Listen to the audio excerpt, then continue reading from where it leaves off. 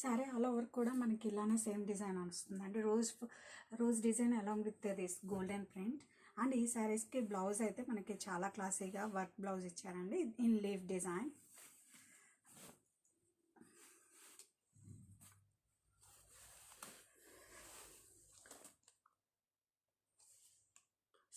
Such an exclusive designer collection in budget wear అని చెప్పచ్చు.